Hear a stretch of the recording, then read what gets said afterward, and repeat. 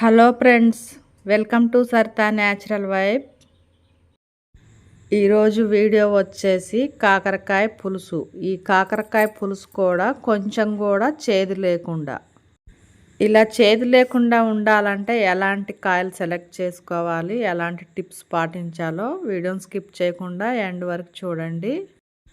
కాకరకాయ పులుసు రవ్వ చేదు కూడా లేకుండా ఉండాలంటే ముందుగా నల్ల కాకరకాయలు సెలెక్ట్ చేసుకోవాలి. నల్ల కాకరకాయలు కానీ కంప కాకరకాయలు కానీ కొంచెం చేదు తక్కువగా ఉంటాయి. కాకరకాయలు ముదిరినట్లయితే కనుక గింజలు తీసేసి కట్ చేసుకోవాలి. అప్పుడే తేలిగ్గా జీర్ణం అవుతుందన్నమాట పులుసు కానీ కూర కానీ. ముందుగా స్టవ్ ఆన్ చేసుకొని కళాయి పెట్టుకొని తగినంత నూనె పోసుకున్న తర్వాత తాలింపు గింజలు వేసుకోవాలి. ఇలా తాలింపు గింజలు కొంచెం వేగిన తర్వాత ఎండుమిరపకాయలు కూడా వేసుకోవాలి. ఎండుమిరపకాయలు ముందే వేసుకుంటే ఏమవుతుందంటే మాడిపోతున్నాయి. ఆ తర్వాత కట్ చేసిన ఉల్లిపాయ ముక్కలు యాడ్ చేసుకున్న తర్వాత ఇప్పుడు చెంచాడు పసుపు కూడా యాడ్ చేసుకోవాలి. పసుపుతో పాటే జింజర్ గార్లిక్ పేస్ట్ వేసుకోవాలి. కొంచెం ఫ్రెష్గా ఉంటే కనుక చాలా ఫ్లేవర్ బాగుంటుంది, టేస్ట్ కూడా ఉంటుంది అన్నమాట. ఎప్పుడైనా జింజర్ గార్లిక్ పేస్ట్ ఫ్రెష్గా ఉండే విధంగా చూసుకోవాలి. అల్లం వెల్లుల్లి పేస్ట్ పచ్చివాసన పోయే వరకు వేయించుకున్న తర్వాత ఇప్పుడు రౌండ్గా ముందే కట్ చేసి పెట్టుకున్న కాకరకాయ ముక్కలు కూడా యాడ్ చేయాలి. ఇలా కాకరకాయ ముక్కలు తాలింపులో వేసుకున్న తర్వాత తాలింపు అంతా ముక్కలకు పట్టే విధంగా కలుపుకోవాలి. చాలామంది కాకరకాయ పులుసు అనగానే బెల్లం ముక్క వేస్తూ ఉంటారు. కానీ మనం వండే పద్ధతిలో వండితే బెల్లం వేయాల్సిన పని కూడా ఉండదు. ఇప్పుడు మూత పెట్టుకొని ఒక 2 నిమిషాల సేపు ఉడికించుకోవాలి. అలాగే మధ్య మధ్యలో కలుపుకుంటూ ఉండాలన్నమాట.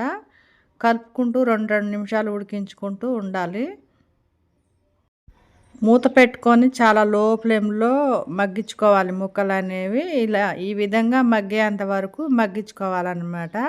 చాలా వరకు మగ్గడంలోనే చేదనేది చాలా వరకు ఇరిగిపోతుంది. ఇప్పుడు మన రుచికి తగినంత ఉప్పు వేసుకోవాలి. నేను ఉప్పు కారం యాడ్ చేసుకున్నాను.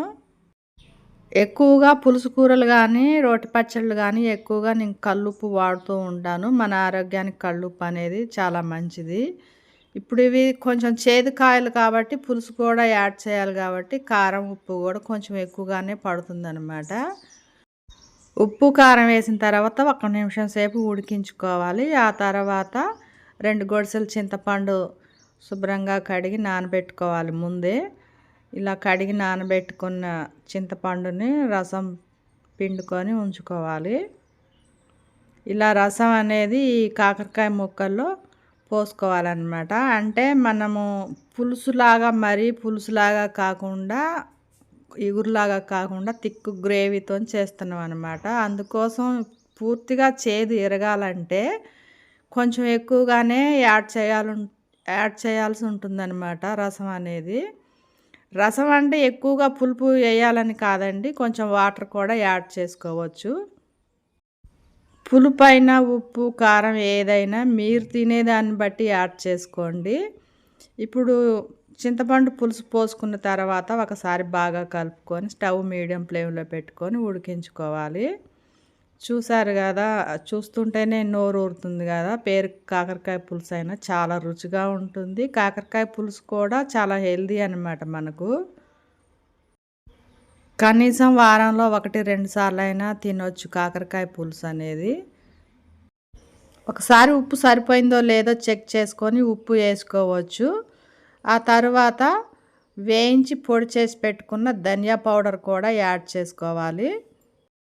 ధనియాల పౌడర్ వేసుకొని ఒకసారి కలుపుకున్న తర్వాత 1 నిమిషం సేపు ఉడికించుకోవాలి. ఇప్పుడు స్టవ్ని పూర్తిగా ఆఫ్ చేసుకోవాలన్నమాట. చూసారు కదా, గ్రేవీ అనేది చాలా థిక్గా వచ్చే వరకు ఈ విధంగా ఉడికించుకోవాలన్నమాట.